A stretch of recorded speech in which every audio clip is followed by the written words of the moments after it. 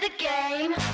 Hi, I'm Michael Dickey, the CEO of the Financial Coach Academy and my financial coaching business, Fiscal Fitness Phoenix. My coaching journey began more than a decade ago with me helping people for free from my dining room table.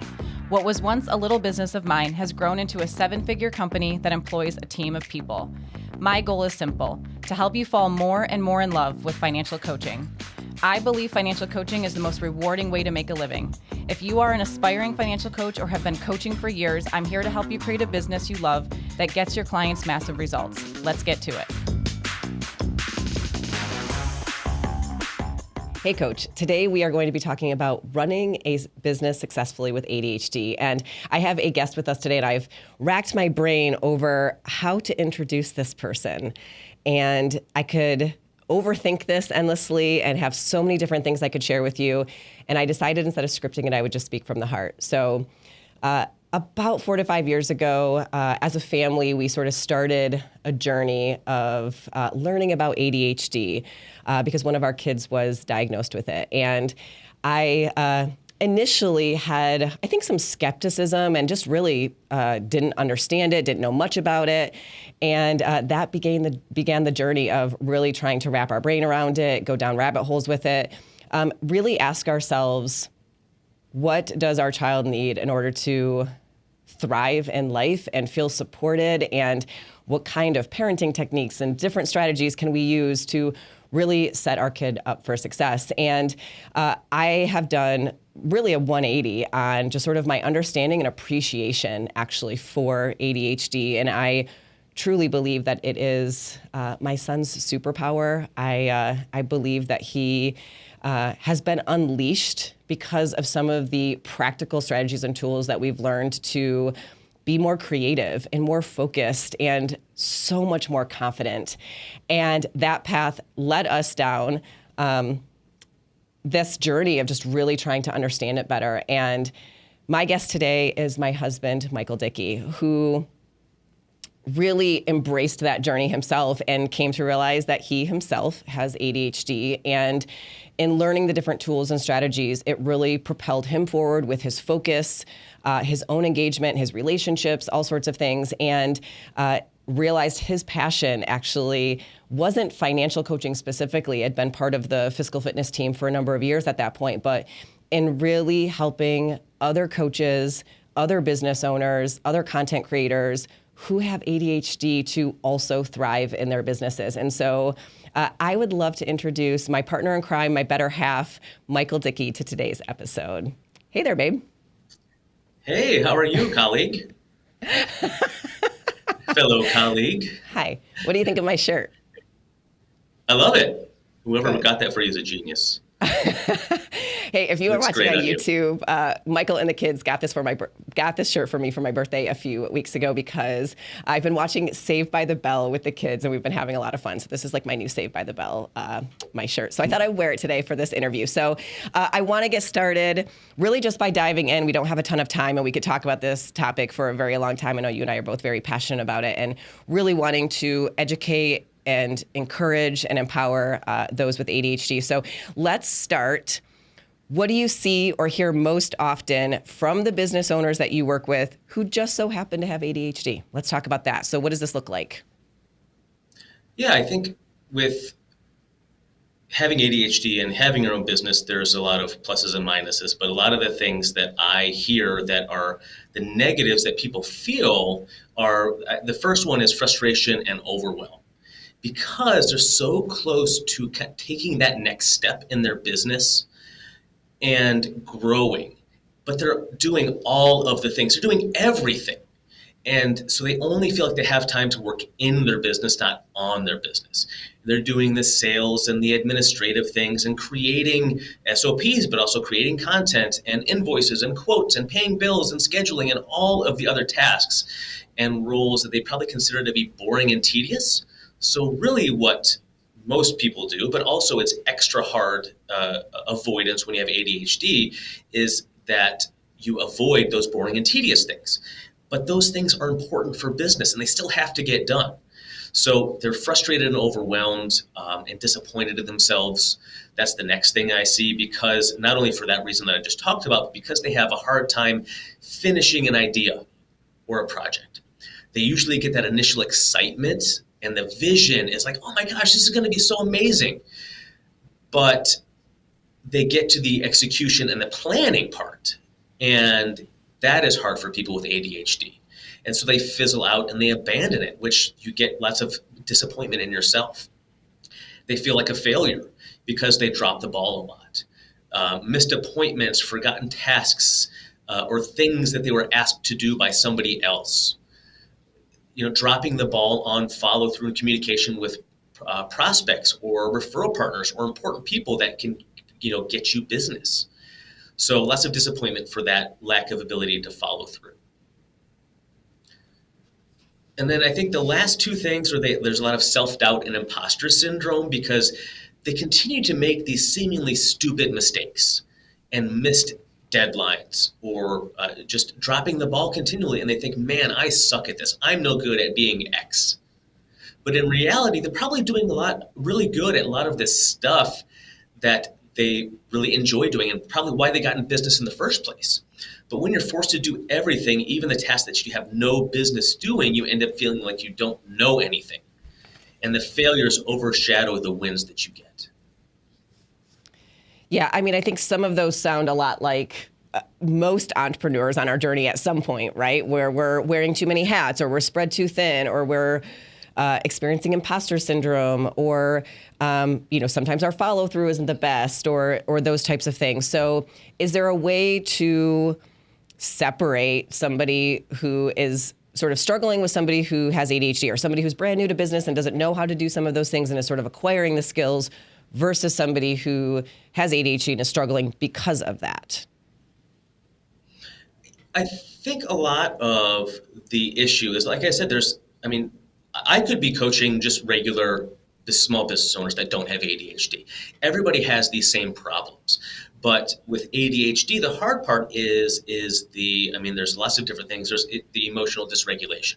So you feel extra, a multiplier. ADHD is a multiplier and an amplifier. Got it. So okay. if you have this, and you have an overactive emotional reaction to something that's seemingly pretty small and insignificant, and also on top of that, there's the hardcore avoidance of those things that are boring or tedious or repetitive or aren't super fun and energizing. So it's more of like the ADHD takes the normal problems that all small business owners have and amplifies it.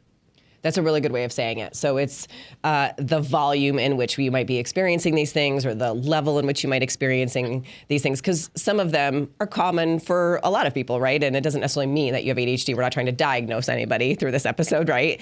But just some things to pay attention to, some things to clue into, or if it feels like something you're experiencing on a regular basis and it's very amplified, right? Like you tend to experience it more than maybe somebody else does. I think that's the way of sort of thinking about it.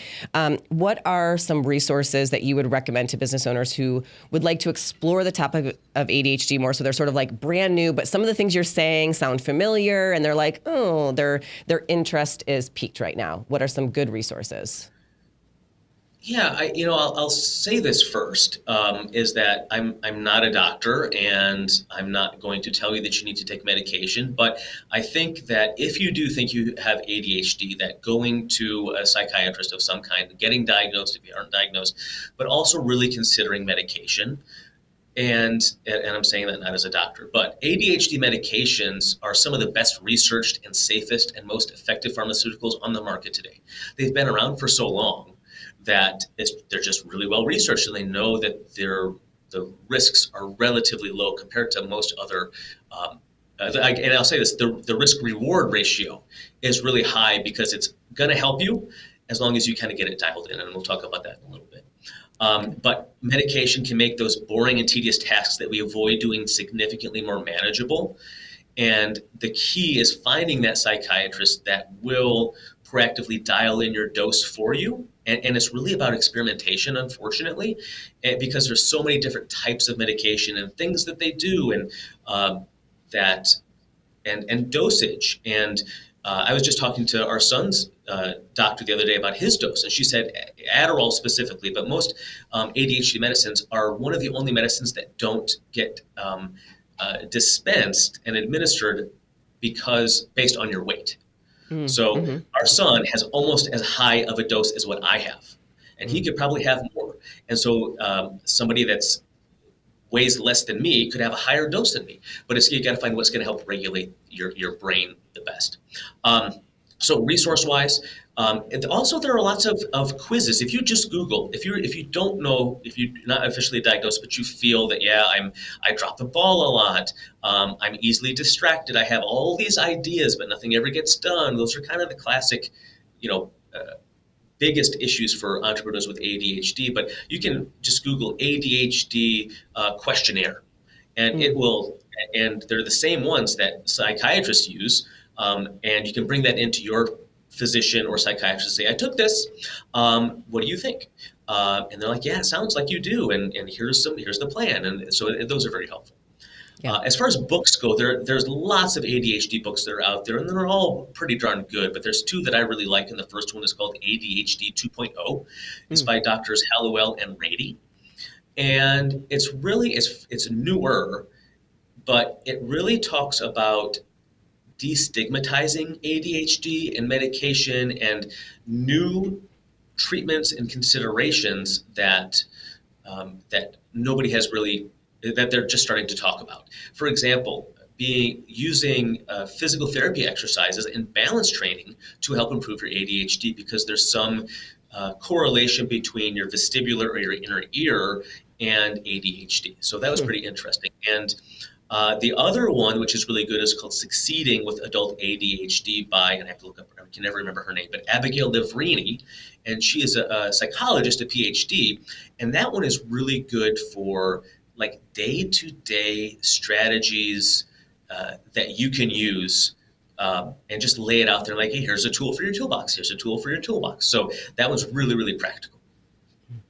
I think the questionnaires were really helpful for us because it does help you quantify and also think objectively about sort of what you're observing or what you're experiencing and that sort of thing, and not just being like, oh, that's so frustrating when that happens, right? It really removes that and helps you to gauge, like, this happens 5 times a day or 10 times a day or only once or that kind of thing. And then at least for us, you can have the questionnaire filled out as a family, by a teacher, by your friends, by your parents, like, whoever is in your life, because you can do it yourself, but you may not have the self-awareness, but those around you might. So I do think the questionnaires were super helpful, and those books are great as well. Any other resources? There's a couple, once you start to get into, like, after your diagnosis, but one of the biggest issues for people with ADHD, it's infuriating if you think about it, but the barrier to getting diagnosed and treated is significantly high. You have to go through so many hoops. And what is one of the things that people with ADHD hate doing? Jumping through hoops and red tape. And so it's like, people are like, and it happened to me.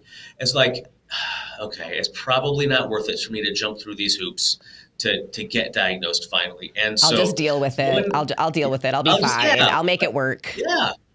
Exactly. And that's literally what my primary care physician said. I don't know if I even told you this ever, but he said, yeah, it does sound like you have inattentive ADHD, but there was a but. It's expensive. You have to get diagnosed. And completely invalidating why I was there in the first place, he said, you've had it for almost 40 years. Why change anything now? Mm-hmm. And it's like, I'm here because I'm saying I have a problem. Mm-hmm. Yeah. Why are you telling me these things? Mm-hmm. So after I lived with that for a while and finally found, and they don't pay me, but I use this, and it's called Clarity with a K, KLARITY, ADHD, and they're virtual providers that will set you up with a psychiatric professional in your state. It's virtual, it's super easy, and they take cash rates, and they're very reasonable. Mm-hmm. And they do take insurance. So if you want to seek a provider and not have to jump through a lot of hoops, then those type of services are great. Two more resources that I think are really great. One is called Comigo, and that is an AI app that I have been working with and helping them develop their algorithms, specifically more around business type situations, but it's an ADHD AI app that is not only helps you tackle different work things or planning things. You can say, help me strategize and plan out and time block my week. Here are my tasks. It'll like do that for you. But also it says, hey, I'm having a rough mental health day. And they've set it up so it's like a talk therapy for you as well to talk through some things. Cool. That's really cool and helpful.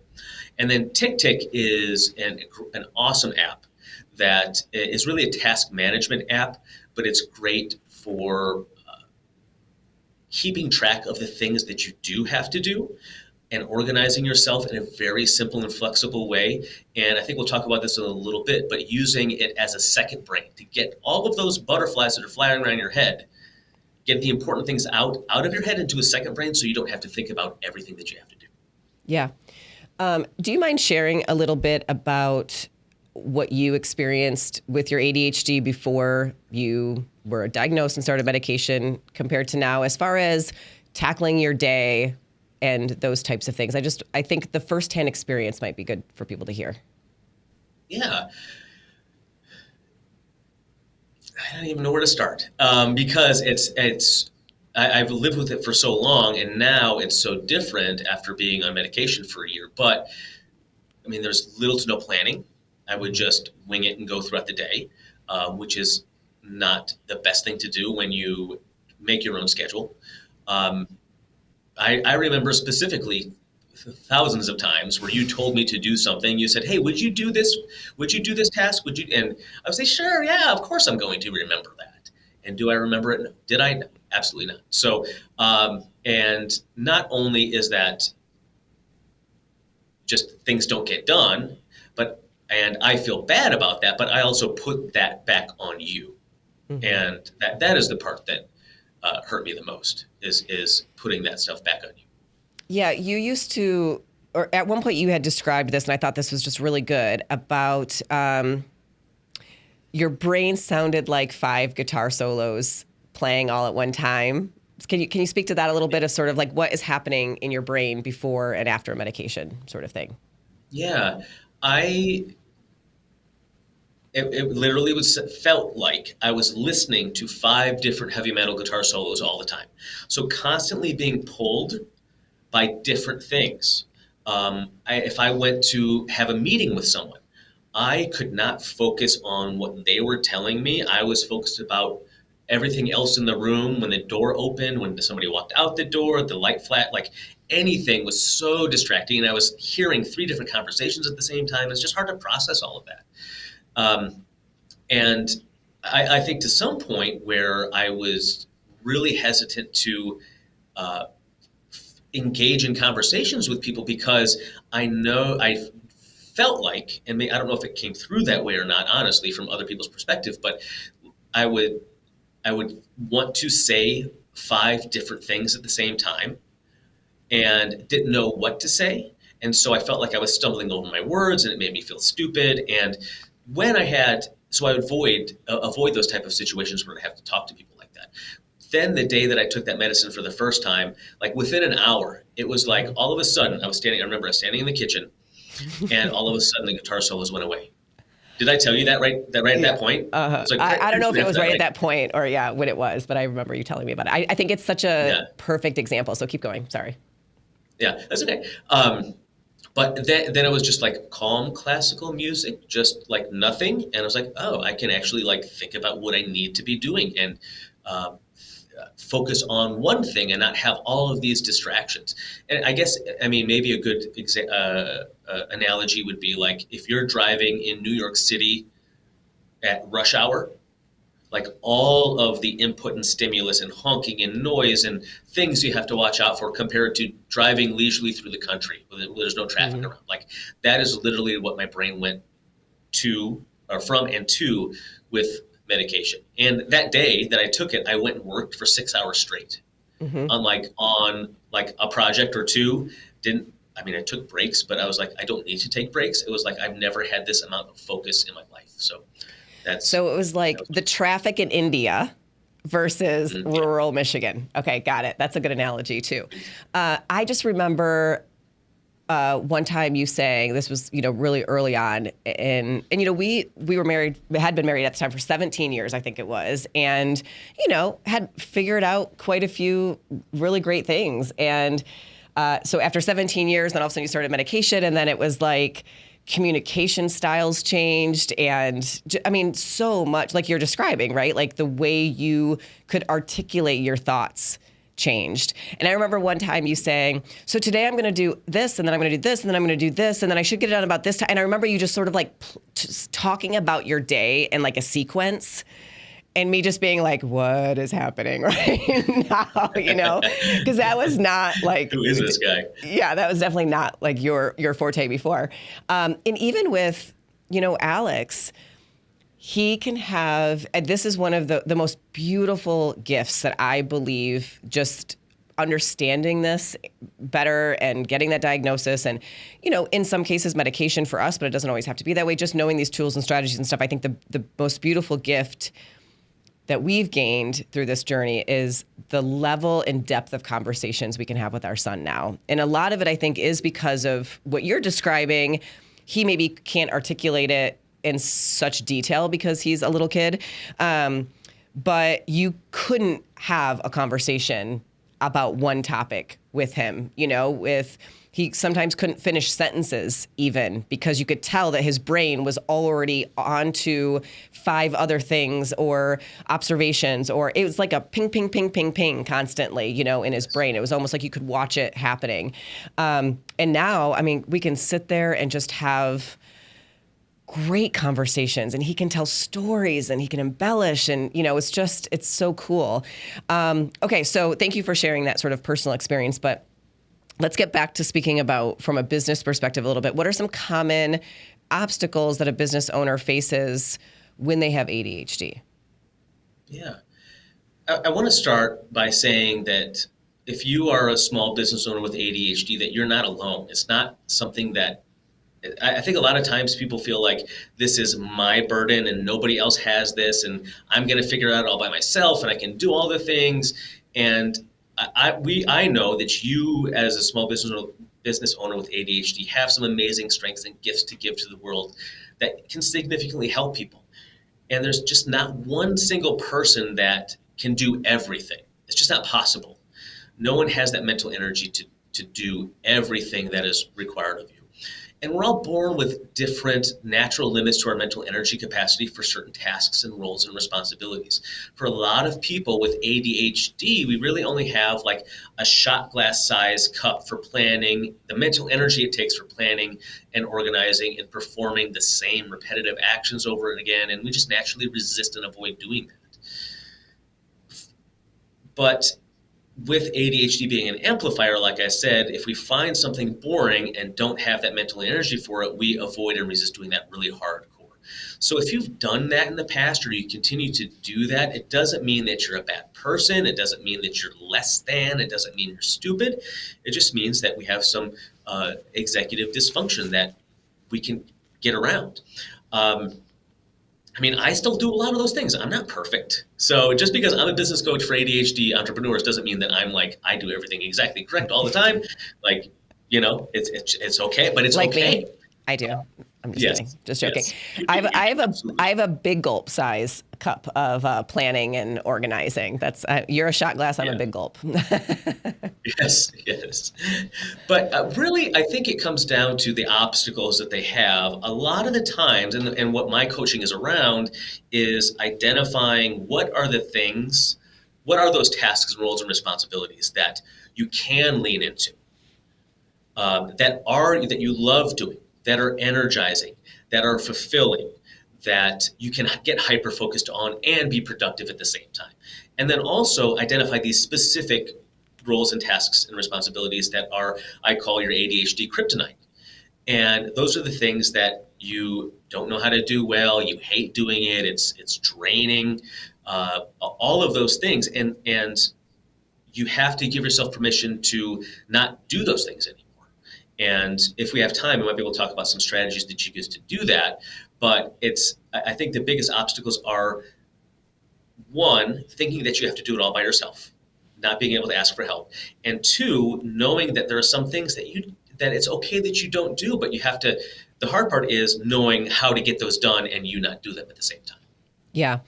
So I think it's a perfect segue into some very specific strategies that someone can try. Maybe they're diagnosed, or maybe they're just sort of like listening to this and they're like, I'm going to test a couple of these out or experiment. And the reality is these are great strategies for any entrepreneur, right? They're just especially applicable to somebody who has ADHD. So let's talk about some of those. What are some of the things that your clients love? Yeah, the first thing are building habits and routines. And because one thing is that a habit is, it goes into a different part of your mind than other things, and you can learn habits. And so getting a morning routine on like something like TickTick or on your calendar that every morning it pops up at 6:30 or 8 o'clock, or like the first thing in the morning of, here are the things that I need to check off my list before the day starts so that I can slay the day and win the week. Mm-hmm. So what do you need to give yourself permissions to, so that you don't have to drop the ball? So creating that, what do I have to do? I have to check my emails, check social media messages, check projects, review my calendar. Like, what are those things that will set you up for success for the week? And remember, if you haven't read Atomic Habits, check that out by James Clear. But he says it takes 66 days for a habit or new behavior to become a habit. So I think that's the other thing is like, it's been a week. How haven't I embraced this habit? Well, this hasn't been 66 days. Got it. Okay. And TickTick is TICK, right? I just want to make sure we spell it so people know. Okay. All right. Yep. Got it. Morning routines, habit building, starting the morning off. It sounds like checking a few things off, but also awareness of the day. It sounds like with that morning huddle kind of thing is a really big part of that morning routine. Okay, what else? Yeah, and just going like you said, I'm just really quickly going through your day and then going through the week of what is on my plate for this week and today. Yeah. I think the second thing, and this is what we were talking about briefly with TickTick, is that creating a second brain system that will help reduce you dropping the ball and forgetting important tasks. So using technology like TickTick is my recommendation. And some people say, well, I use this notepad or I use Post-it notes, but you don't always have them on you, but you always have your phone. Mm-hmm. And having multiple systems, and I know people that I use my phone and then I use my notepad, and then every morning I go in and I combine them, and I was like, oh my gosh, let's eliminate that step. The best thing about TickTick is that there's a phone app, there's a desktop app, there's a web browser based app, but there's a widget on your phone where you can just say Kelsey, if you say, I want you to put together a dining room table, or whatever that is, which you just told me to do before we got on this podcast. But if there's something that there's something I know I have to do, or a thought or an idea, give yourself permission to get that out of your brain with all the other butterflies and just get it out. So it reduces that friction of doing it. So you push the app, you push a button, it opens it up, and then you can talk, and you can voice record it, you can type it in really fast, and then it just goes into your inbox. And then the system goes that you figure out a way to organize it that works for you. Got it. Okay. So the second brain system, can you elaborate on that phrasing? Like, what does that mean? So why is a second brain system so important for somebody with ADHD? Yeah, it's kind of David Allen, who wrote Getting Things Done. It's a great book about getting organized, but it's quite complicated for people with ADHD. So I've kind of taken it and distilled it down to as simple as possible. But he says that our brain is for having ideas, not for holding them. Mm. So having all these ideas, especially if you have ADHD, there's the bright, shiny object idea that you have, and everything else goes out the wayside. But getting that out of your head and into something else that can help, that you can organize externally from your brain is really important. But the second you have that thought, you get it out of your brain and you get it into your second brain. Got it. Also, I just want to say really quickly about the dining room table situation. Since Michael took the kids to school this morning and before I had to come here to the recording studio, our new dining room table and chairs were delivered today. And so I asked him if tonight we could please put them together, because we have been sitting and eating at a card table and chair set for the past few weeks, which has been lovely, by the way, but I would really like a dining room table. That's, yeah, it's been lovely.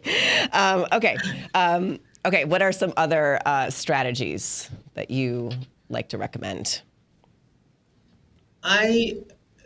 Let's see, we talked about second brain, using something like that, using AI. I think can be really helpful for people with ADHD in the fact of it's almost like a brainstorming partner.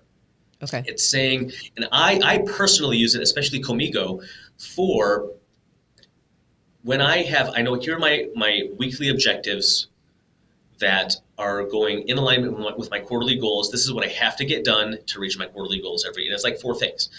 But for me, it's hard to be like, when do I do that? How long should I plan for? Because I say, oh, I'm going to get done in 30 minutes.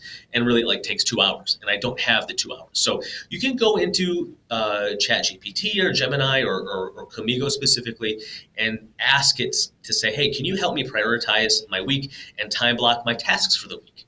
And that's pretty much the prompt that you would use. And then you say, here's my availability. Here are the hours. So Monday, 10 to whatever, all throughout the week. And then you list your tasks. And it says, it sounds like you're probably going to want about 30 minutes for this, 2 hours for this. This I would do this at this time. And it literally plans out your week for you. I didn't have to think about it at all. I just said, here's what I'm up against.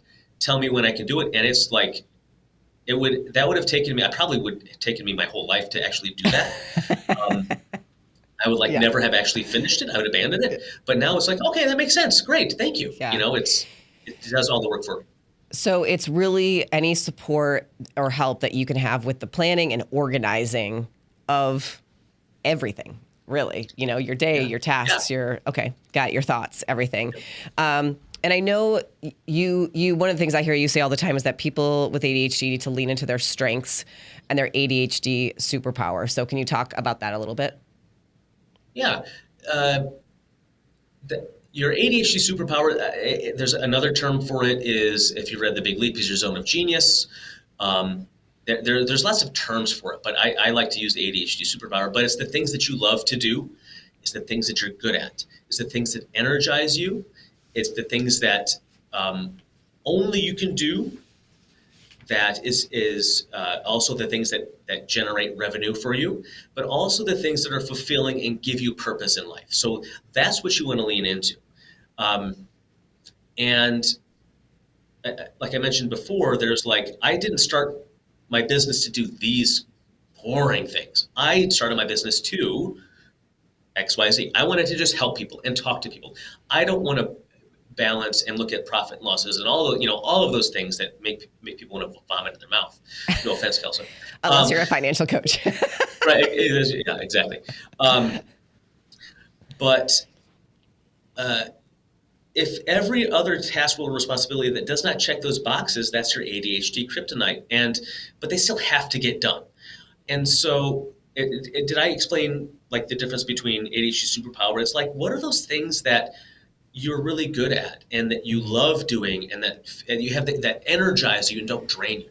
Right. And if you've heard of the 80-20 rule or Pareto's principle, whatever you want to call it, if you can focus on those things, and Pareto's principle and the 80-20 rule says 20% of what you do is responsible for 80% of your results. Mm-hmm. So if I lean into my 20%, I'm going to get 80% of the results, but I'm only doing 20% of the work. And then you can say, okay, well, what about this remaining things that still has to get done? Well, I'm going to hire somebody that their superpower are the things that I don't do. So they're going to be super efficient and really good at those things. And we're going to work together really, really well. But and I put the cart before the horse, but there's only 4 things you can do with those ADHD kryptonite tasks and roles and responsibilities. The first one is delegate it. And part of the problem that ADHD business owners have is I don't know how to hire somebody. I don't know what they should be doing. So I help my clients find those people and hire the right people to take their ADHD kryptonite off of their plate so you can delegate it, right? Well, there's no doubt that hiring takes time and planning and organization and a lot of thoughts and thought work around what type of person, what do their qualifications need to be, what kind of skills do they need to have. It takes a lot of planning and writing and organizing and all of that. And that's just even before you do the first interview with a candidate, right? Let alone the onboarding process of a new employee and training a new employee. And even before all of that, it's what would this person's title be and what tasks do I need them to take off my plate and what is most important for me to give to them and delegate and that kind of thing. So yeah, hiring is not an easy task for any business owner, but with the level of organization and planning that it requires, I mean, I can imagine that would be extra challenging for somebody, a business owner with ADHD. So you said Absolutely. delegate was first. What are some of the other things? Yep. And then you can delete it. Or pause it. You can ask yourself, what is the ROI of me doing this thing? Yeah. Is it like, what's the ROI of me working on my admin things? It's pretty high. What's the ROI of me starting this podcast? Probably pretty low, right? So you can, but that doesn't mean that you have to say, I'm never going to do it, but it's like, let's reevaluate in 6 months, next year. That doesn't mean you can't do it, but is this a top priority right now? And is the ROI there? No, let's just wait on that. You can automate it. You can use technology to automate something. If you're sending the same email over and over again and you're typing out every single time, use a template. Write it out, and then you can fill in the blanks, and then you're doing a third of the work at most. Or is there some type of software that you can use that can automate things like Comigo or AI of some kind that can do that task for you, at least part of it? And then the last thing that you can do is that come up with strategies that you can do it your own way. And excuse me, and there are just some things that we can do, but they still suck, but we just have to get through it and do it. But like, what are the strategies that you can use to do that? And that's where some of my coaching comes in. Got it. Cool. Anything else that you want to share? How can, if someone's listening to this and they would love some help or want to talk with you, what are some of the ways that they can reach out to you, or what are some options for getting help? Yeah, the first one is that as of right now, when we're recording this, I'm just finishing up creating this, but I'm going to have a free self-paced course out there called Ignore the Shiny Objects, a goal-setting system for growth-oriented ADHD entrepreneurs. There's going to be an ebook and an audiobook and a course that's about setting goals and taking your handhold through that process. And that's absolutely free. And so you can go to flowstateexecutivecoaching.com/free course and get that and get registered for that, and that's free. Every year, the first Friday and Saturday of December, I hold that same goal setting and annual planning live virtually. And so you can sign up for that if you want to join, and that's free right now at flowstateexecutivecoaching.com/retreat. And then if you're interested in my coaching, one-on-one coaching, that's a 6-month program where I walk you through all of these things and really help specifically dial in what your ADHD superpower is, help you set goals to enact those things, but also goals for your business that are in line with your vision, not just some arbitrary number that you're looking for. And then based on building that for you, then we start to work on the actual business strategies that you need to do. And one of my favorite quotes about this whole process is that when they asked the artist, sculptor Michelangelo, how he created David, his famous David statue. He said that basically that I chiseled away everything that wasn't David. What my coaching is chiseling everything away that is not your superpower, that is not you. And so all you are is as efficient and productive and energized as possible. And then everything else is not you. We're going to get that done. We just have to figure out the best way for you to do that. Yeah. I really hope, some people who are listening take advantage of, flowstateexecutivecoaching.com. Start a conversation, check out some of those trainings and events that you have coming up. Every entrepreneur goes into business with a unique skill set, a unique set of challenges and experiences and that sort of thing. And that's no different for somebody with ADHD. It's just a set of circumstances that I personally believe that once we have embraced it in our family, I think that I have seen two of the most important men in my life really their creativity and ambitions be unleashed as a result of just understanding it better and, like I said, embracing it and learning to work with it, not against it, sort of thing. And so I just want to encourage anybody who's listening to, take those steps towards embracing this and leaning into it, learning a little bit more about it and that kind of thing. Thank you so much for joining me today to talk about this topic and be the expert on ADHD, because I certainly am not at least from a personal lived experience in my own brain. But next episode, we're actually going to be exploring the systems that you need for financial coaching businesses. Okay, so the systems inside of your business.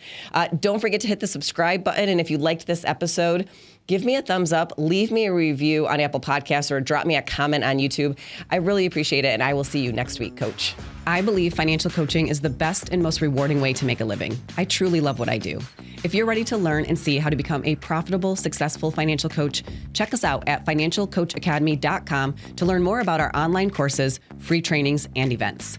As always, I love hearing from you. If you have any questions for the FCA podcast or to share your thoughts on the reflection question from today's episode, go to financialcoachacademy.com/podcast. And if you love this podcast, hit the thumbs up button on today's episode, subscribe, and leave us a rating or review on Apple Podcasts. It would mean the world to me. I'll see you next week, Coach.